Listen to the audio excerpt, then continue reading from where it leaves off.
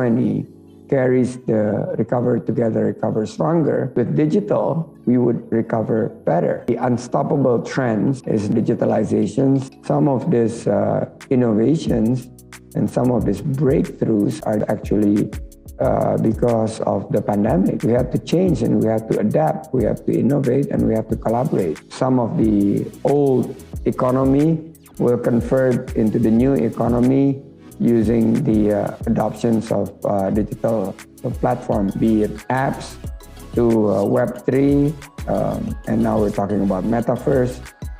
It's a lot of possibilities and potentials that we could collaborate. We need to think 10, 20, 50 years ahead. In relations to tourism, we believe Bali guidelines will be the game changer, that tourism will be more focused on quality and sustainability. Nature and culture will play a significant role, where interconnectivity will mean better, seamless movement of tourists that would create good jobs going forward. This is something that we believe we could pass to India, the next president of G20. We have a very optimistic view of the recovery in the next years to come. Nah, yang ada digital currency sekarang itu lebih banyak sudah berkembang yang dikeluarkan oleh private. Mulai dulu yang namanya Bitcoin, yang relatif kita bisa anggap dia tidak punya kolateral di dalamnya, hingga yang sekarang berbentuk yang lebih mendekati kepada near money, yaitu yang stable coin. Karena ada sesuatu backup dari mata uang tadi. Sama dikeluarkan oleh private.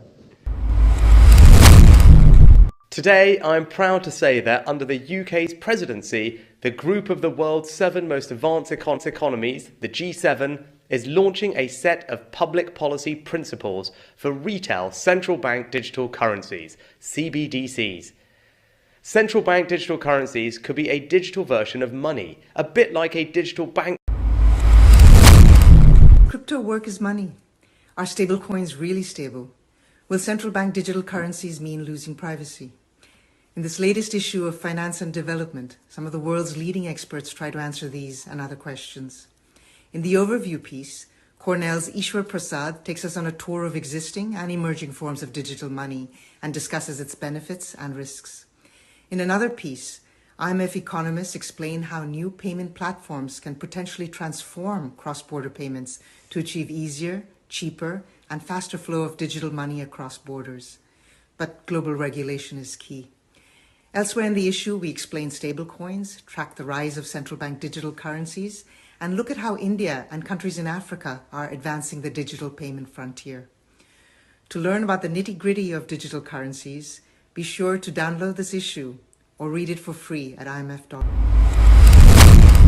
Have changed the way people enjoy their breakfast. One of the popular spots for breakfast is a tea brewer joint, popularly called Mishai, who mostly run their businesses in makeshift shops.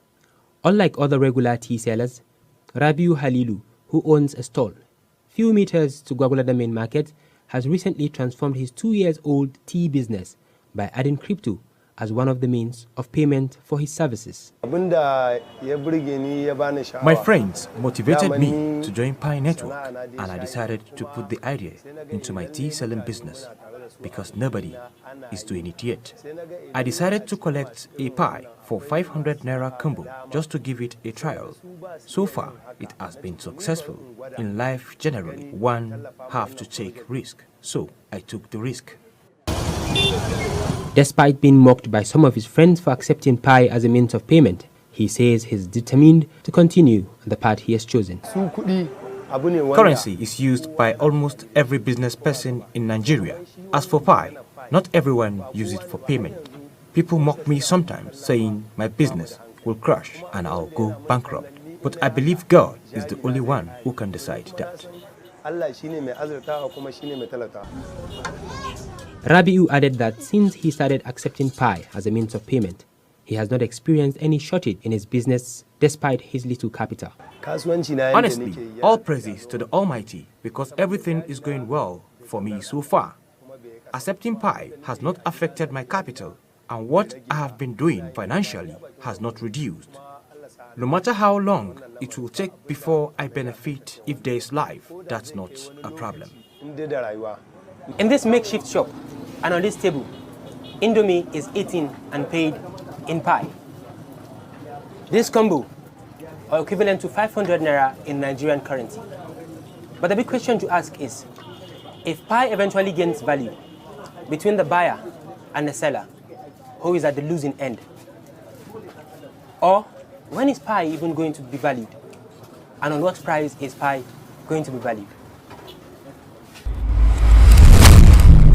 To start, there is a very important step for us to migrate our social network to our mainnet blockchain.